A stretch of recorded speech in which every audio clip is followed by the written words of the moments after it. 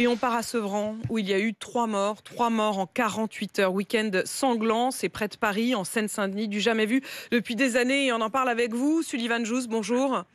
Vous êtes Bonjour. élu d'opposition au conseil municipal de Sevran. Vous êtes éducateur sportif. La fusillade qui a fait 2 morts hier, après la première qui avait déjà fait 1 mort à peine 48 heures plus tôt, elle a eu lieu juste à côté de chez vous. D'abord, est-ce que vous pouvez nous raconter ce qui s'est passé, ce que vous en dites, ce qu'en disent les habitants ?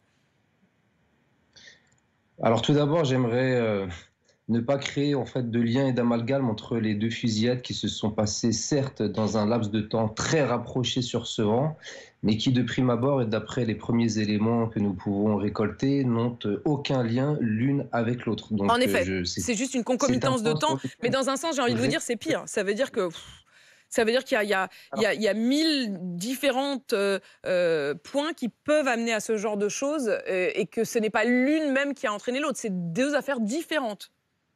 Exactement, et c'est pour ça que nous disons que nous, de toute façon, vous savez, ce genre de problématiques sont un petit peu comme des métastases qui sont provoquées par le cancer de la misère. Mm. Et aujourd'hui, mon engagement politique au sein de cette ville de Sevran, dans un premier temps, et si vous voulez, la reprise du flambeau que nous a légué Victor Hugo dans sa volonté, dans sa détermination même, je dirais, à vouloir détruire la misère. Vous savez, à l'époque, Victor Hugo a tenu un discours historique très fort sur sa volonté à détruire la misère. Il l'a tenu devant qui? Devant la représentation nationale, c'est-à-dire les députés de la Ouais. nation française, porte-parole du peuple français, parce que ce sont eux qui sont censés avoir les solutions pour détruire cette misère et non pas les gens qui vivent au quotidien dans Je veux cette bien, misère. Sullivan Jousse, mais en l'occurrence, c'est un règlement de compte. Vous estimez que ils ne sont pas coupables, éventuellement, ceux qui auraient... ils sont plus victimes, si je vous entends ?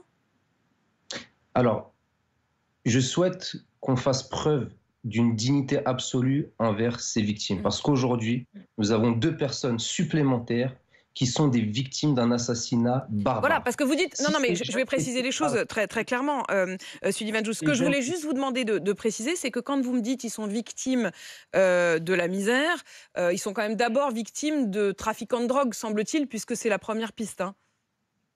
Alors, ce que je souhaite apporter comme précision, c'est que ces jeunes étaient libres. Ils étaient dans la rue, ils n'étaient pas recherchés par les Tout à services de fait. police.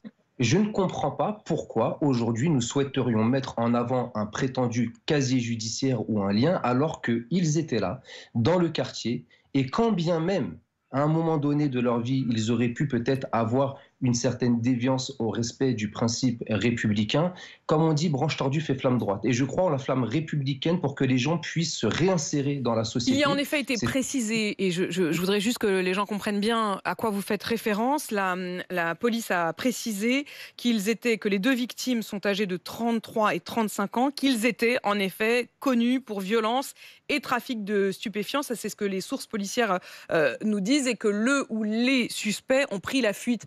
Mais j'ai quand même du mal à comprendre votre réaction, Sullivan Jousse. Pour vous, ça n'indique rien. Il ne faudrait même pas le dire qu'ils ont été déjà connus par la police pour violence et trafic de drogue. bah, vous savez, il y a plein de personnes qui sont sur les plateaux télé, qui ont des casiers judiciaires longs comme mon bras, et ça ne dérange pas forcément énormément de monde. Enfin, ils se Et retrouvent peut-être lorsque pas ces mêmes personnes, visés ces par des mêmes tirs de Kalachnikov. Et lorsque ces mêmes personnes décèdent, ce n'est pas la première chose que l'on met en avant sur les plateaux télé pour essayer de culpabiliser, encore une fois, des victimes d'un assassinat. Parce qu'il faut appeler un chat un chat, c'est un assassinat. Tout à fait, mais Et un j'aime, assassinat, on cherche... vous Quand on savez, est policier, quand on est dans la justice, on cherche un mobile. je, J'ai du je, mal à comprendre votre logique. alors, je vous donne un autre exemple. Vous savez, sur la première fusillade qu'il y a eu à Sevran, tout de suite, les personnes se sont empressées de dire, sans respecter les principes fondamentaux même de notre organe judiciaire, qui ne se prononce qu'une fois avoir récolté la matérialité des faits, que c'était lié au trafic de drogue. Je peux vous assurer, parce que je suis un élu de terrain très proche de la population, et que le maire ou les policiers ou les journalistes qui connaîtraient peut-être mieux le terrain de Sevran que moi-même viennent me le dire, le jeune qui est décédé au Bodot n'avait rien à voir avec. Il avait sa société de démolition, c'était quelqu'un qui travaillait, et une autre des victimes qui, j'espère, va se rétablir, était même un agent de la ville de Sevran, gardien dans un gymnase. Donc, Puisque je précise effectivement qu'il y a eu plusieurs victimes collatérales qui sont aujourd'hui, parfois pour certaines d'entre elles, très grièvement blessées et dont le pronostic vital est engagé. ce que je veux vous dire, c'est que il y a un climat de misère sociale où les responsables politiques depuis des décennies n'ont pas mis les moyens humains et sociaux nécessaires pour offrir à notre jeunesse une exposition différente qui leur permettrait d'avoir une sensibilité culturelle, artistique, sociale différente qui pourrait les sortir d'un certain obscurantisme. Et c'est pour ça que, vous savez, Victor Hugo disait que pour lutter contre la misère, il faut utiliser le droit. Et il qualifiait ce droit comme le granit contre lequel viennent s'échouer les iniquités, les hypocrisies. On pourrait parler des mauvais comportements. Je vous renverrai à son discours pour la suite.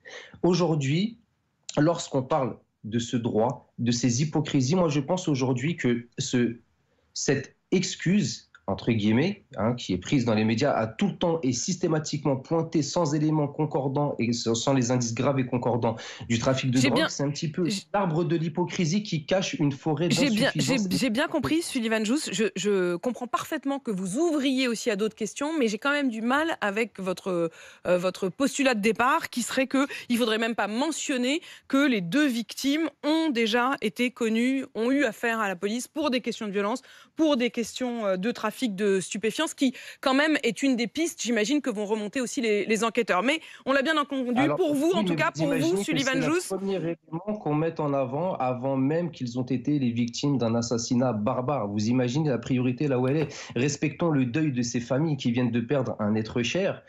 Sullivan Jousse, j'ai bien compris, j'ai parfaitement compris, Sullivan Jousse, et je peux vous dire... On vous entend mal, mais Sullivan Jousse, j'ai parfaitement compris ce que vous disiez à l'instant. Je dis juste qu'on ne peut pas pour autant dire carrément qu'on ne mentionnerait pas ce fait qui est l'un des fils que va tirer la police. Vous-même, vous avez parlé d'assassinat. Un assassinat, ça veut dire qu'il y a un mobile, ça veut dire qu'il y a une cible et que donc ces personnes ne sont pas choisies au hasard. Merci en tout cas d'avoir été ce matin pour réagir, Sullivan Jousse. Je rappelle que vous êtes vous-même élu donc au conseil municipal de Sevran et que vous êtes éducateur sportif.